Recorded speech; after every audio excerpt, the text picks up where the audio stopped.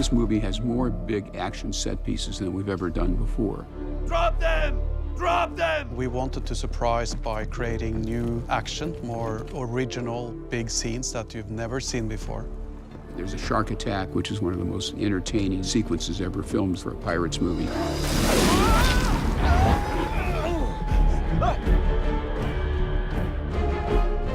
The ghost sharks actually came from Jeff Nathanson. It was in the script that they got attacked by ghost sharks. That was one of the great fun sequences to design. And also it reminds us a little bit about our previous film, Kon-Tiki, because we had a lot of sharks in that movie. But they are, of course, not ghost sharks. But yeah, I guess we're shark experts or something. I think so. Yeah. Kill the sparrow. Salazar has control over these lifeless sharks, and they bring them back to life and send them out. The idea was that these ghost sharks were almost like missiles that were launched from the ship. So they were pushed off the side of the boat like torpedoes, so that they fire directly towards our heroes. And they send them on a rampage towards my direction, which is unpleasant. For the sharks itself, we use various breeds, actually. We settled on one hammerhead and two great whites. So essentially, there's a group of 3 that are released into the water.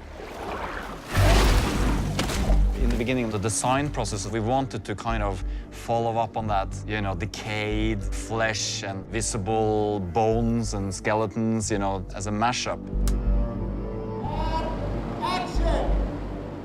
The sharks were essentially fully realized real objects on set, and then we did digital takeovers of them. We ended up breaking their jaws, having their jaws dangle, slime coming out of the mouth, and then we added flies around them to make sure that it had that added sense of disgust.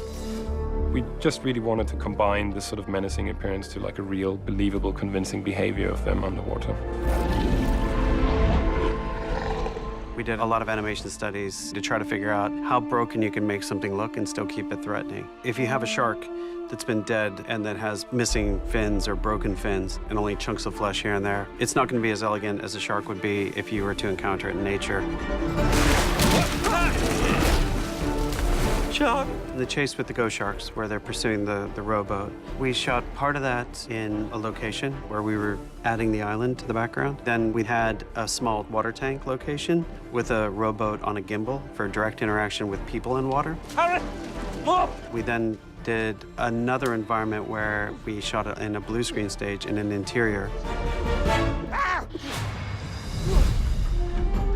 So within that sequence, you might be cutting from a location to a tank shot to a blue screen set, all in a matter of a few seconds. And our job was to try to make sure that we were creating the CG water and the CG ocean extensions around it to match the live action location well enough that it blends. We kind of have the best of both worlds. We have the digital portion at hand, and we have the practical stuff that was shot on set. In each of these shots, it's always a combination. It depends on what works best. The Pirates franchise has carried the supernatural and mythological elements right through the first one, so it wouldn't be a Pirates movie without it.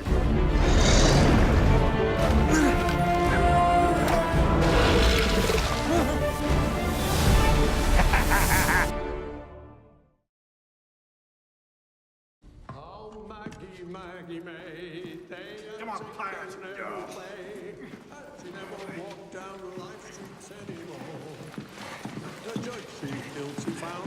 Hold on, stop! Dad? Guilty founder. Uncle Jack! Jackie boy! How's it going? Can't complain, really. You? I've been waiting all morning in here for a beating, but the service is terrible. Shame. And cut. Paul McCartney is an icon. He's one of the greatest musicians, songwriters, performers alive. And we're very fortunate that he is friends with Johnny, and Johnny has done favors for him, and so he's returned a favor to Johnny by being in this movie. It's not, don't listen to a word he says, it's not true. No, I think we actually met in Hebrew school, wasn't it? Oh, yeah. I am actually his rabbi. And I'm a Moyle. You do a little bit of acting on the side. This way. I do a bit of music, you know, Friday nights. Yeah, only on Friday night. I've known Johnny a while, you know, I always admired him as Jack Sparrow. And he said, you know, I'd love you to be in the next one. I said, what, me? Pirate? He says, yeah, you could do it, have a lot of fun. So he roped me in. It was great. Jackie boy! How's it going? I'm loving it. Yeah, I'm loving it. I mean, you know, it's great. John's done me a lot of favors in the past. He's been in some of my music videos. So, you know, this is a way of repaying him. Paul McCartney was a dream to work with. He knew all his lines, he was funny. Very used to cameras. Yeah, I mean, and it was such a sacred moment almost, you know, playing with him. I think I could win with this one. My character is Jack's uncle, who he was named after. And I'm an old pirate awaiting execution, just like he is. It runs in the family, I'm afraid to say. The oceans have turned to blood. Best to stay on dry land where it's safe. I'm about to be executed on dry land. Good point. I started telling him about my Liverpool relatives, and I centered on this Uncle Jack of mine. And he said, well, yeah, channel Uncle Jack, you know. So I told him a few stories. He said he always used to tell jokes. Jack was the family joke teller. And then last night before filming, we had a little meeting, a little bit to eat and a bit of wine, and it kicked it around. Johnny came up with a load of ideas. I, you know, spun off it, and I thought, okay, he's going to bed, he must be tired and everything. But he immediately went back, he typed the whole thing up, and he had it all as a script this morning. I was very impressed. Did I ever tell you the one about the skeleton? Yes, you have, many times. Skeleton goes into a bar, orders a beer and a mop. Funny as ever. Come on, let's go. Oh, if they disembowel you, ask for Victor. He's got the softest hands. Thank you. And mention my name, they won't cut your feet off. He's killing it. He's killing it and he's killing me. I don't belong in the scene anymore. How much singing do you want me to do? The most emotional moment of that day shooting with him was that in the beginning of the scene, he sits and he sings the song. Yeah, a little old Liverpool song. Maggie, Maggie May, they have taken her away. So great. And at the end of the day, we needed what is called the wild take of that. Here we go, guys. Quiet. As quiet as we can on the stage, please. So basically, everyone goes quiet in the studios. It's a couple of hundred people, but it's all quiet. And, you know, we sit with our headsets, and then we have Paul McCartney singing his song. So we're basically recording Paul McCartney. Oh, Maggie, Maggie May, they have taken her away, and she never walked down Line Street anymore. The judge she guilty found her for robbing a homeward bounder. That dirty, no good Robin Maggie May. Good.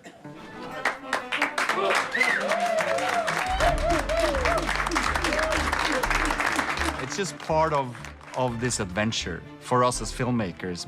And, you know, Jack Sparrow's family tree is pretty cool, you know, having Keith Richards as his dad and Paul McCartney as his uncle.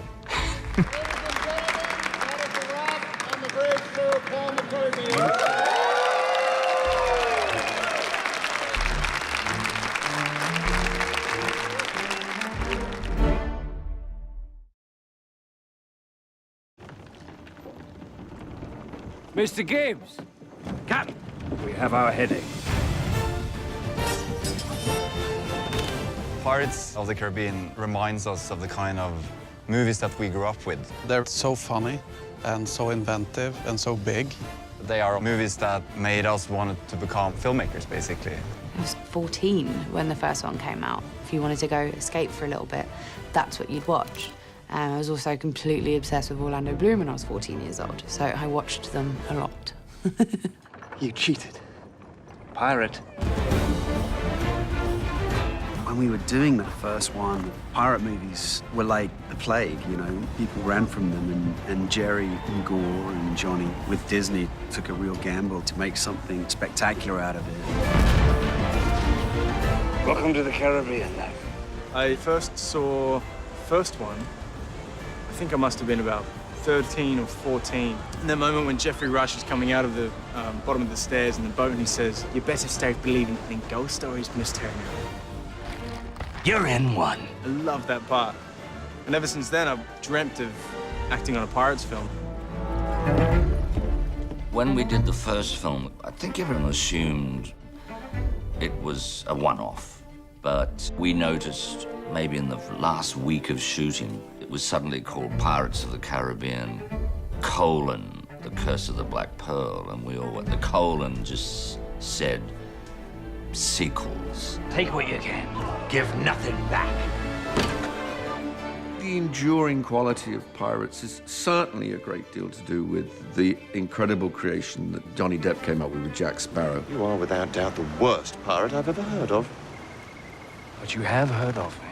Johnny Depp is just the best. He's the epitome of a great character and was, I think, voted one of the #1 movie characters of all time. I wanted to find a character that could appeal to 5-year-olds, to 85-year-olds. There's a purity to Jack, and because of his irreverence, he is able to get away with things that we'd love to be able to get away with. You're mad. Thank goodness for that, because if I wasn't, this would probably never work. No matter how down and out and crazy and in trouble, he always seems to land on his feet. And that was without even a single drop of rum. But also the glorious villain that is Geoffrey Rush.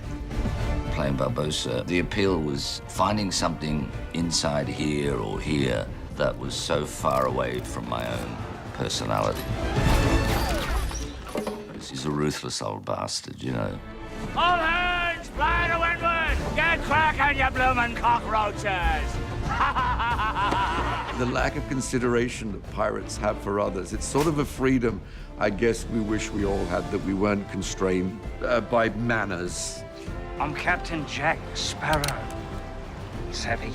Then you add in the ships and the supernatural elements that we always bring to it. I think it's something that, you don't see anywhere else.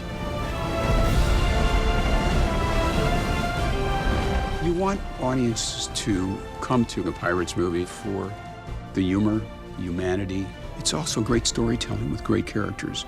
And that is the excitement of what we bring to the screen, these wonderful characters caught up in this magical, fantastic world.